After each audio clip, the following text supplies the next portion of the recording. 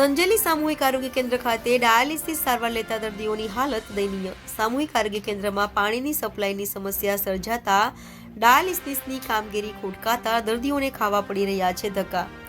એક અઠવાડિયા કરતાં વધારે સમયથી પાણી સપ્લાય મોટરની સમસ્યાના કારણે બંધ થતાં ડાયાલિસિસની કામગીરી અટવાઈ.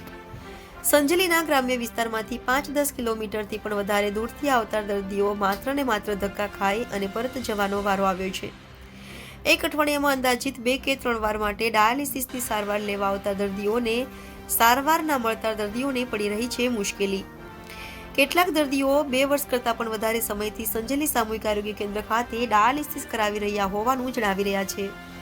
દર્દીઓ જણાવી રહ્યા છે કે ડાયાલિસિસની મશીનરી તેમજ સ્ટાફ દ્વારા કામગીરી સારી છે, પણ માત્ર પાણીના આવવાની સમસ્યા સર્જાતા અમારે ડાયાલિસિસની સારવાર લેવામાં પડી રહી છે મુશ્કેલી. તેમજ રાત મધરાતે તબિયત ખરાબ થાય છે અને પોતાને જીવનું જોખમ પણ હોય તેવો ભય દર્દીઓમાં જોવા મળી રહ્યો છે.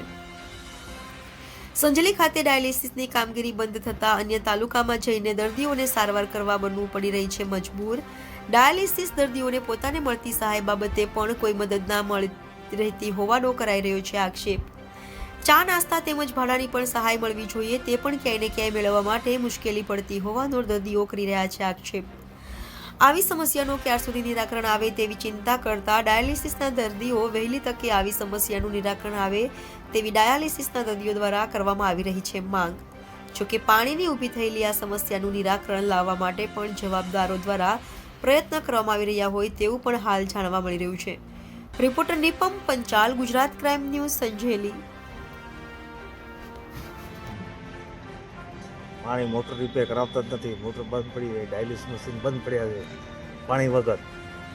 અમારે ડાયાલિસિસ કરવા ક્યાં જવું? એકવાર તો ફતેપુરા ગયો હતો, હવે ત્યાં પણ જગ્યા નથી. હવે મારે બહુ તકલીફ છે. આજે આખી રાત તો સૂતો જ નથી સાહેબ. તો હવે આનો રસ્તો શું કરવો?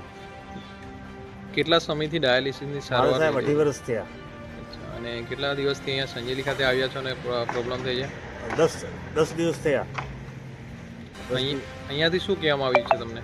આ લોકો હવે મોટું થઈ જશે એમ જ કહે, પણ કોઈ ધ્યાન આપતા નથી. સાહેબ. તમારું નામ અને ગામ?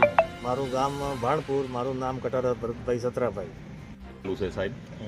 ડાયાલિસિસની સમસ્યા એ છે કે પાણીનો ઇસ્યુ છે. પાણી અહીં આવતું નથી. બરાબર. મોટર ખરાબ થઈ ગઈ છે 10 દિવસથી. તો મોટર કોઈ ચાલુ કરાવતું નથી અને આ લોકો કોઈ ધ્યાન આપતા નથી.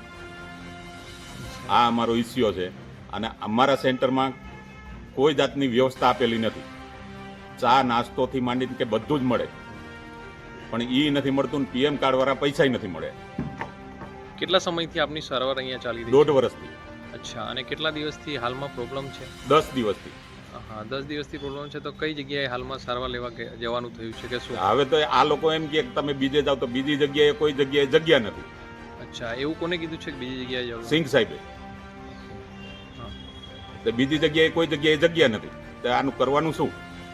આપનું નામ? પરેશભાઈ પટેલ.